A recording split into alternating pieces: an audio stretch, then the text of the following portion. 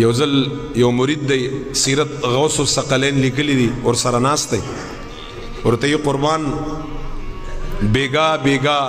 نږدې نږدې ورځو کې دغه ټول کلي خلک ګواه دي یو صاحب اوس وفات شوی دی نوی او د هغه د قبر نه د چغو اوازونه راځي یعنی په عذاب کې مبتلا دی کله کله خدای پاک جل جلاله په طور د عبرت باندې داسې کوي الله د زمونږ قبر عذاب نه محفوظ کا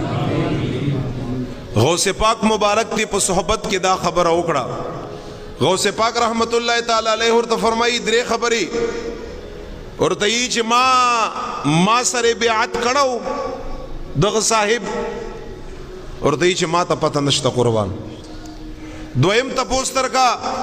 ما سره شرط په ټول عمر باندې اسی یو ځل ناستو یو ځل ورته فرمایي قربان ما ته پته نشته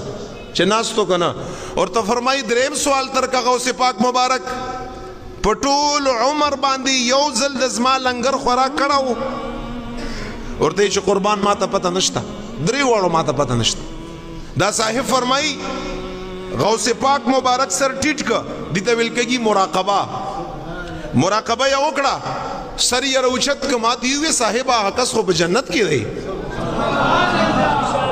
هغه خو الله بخلی دی ته خو وایې چې بیګا پورې د هغه د قبر نه آوازونه راځي قربان ټول کلی په هغې باندې ګواه دی ما ځان نه خبره نه کړې خو ورته یې چې هغه په جنت کې دی ښه دا صاحب ورته یې چې ولې په جنت کې دی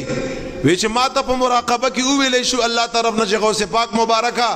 یو ځل په دنیا کې ستا په صحبت کې ناستو ستا مخ ته یې په مینه باندې کتلي و بخښنه به ورته وکړه یو ځل دا خبرې اوس خلکو ته عجیبه غوندې ورته ښکاري دا ساته ځکه عجیبه ښکاري چې ته د قصو د تصوف نه خبر نه یې قصو د اولیاو نه خبر نه یې په هغې باندې قرآني آیتونه احادیث څومره راغلي دي ستا مخ مبارک ته یو ځل په محبت کتلي و مې باخه په عذاب کې مبتلا و خو د حساب په کتاب کې ستا سره یو ځل ناسته او ستا مخ ته یو ځل په محبت باندې کتلو بس هغه ته ما بخښنه وکړه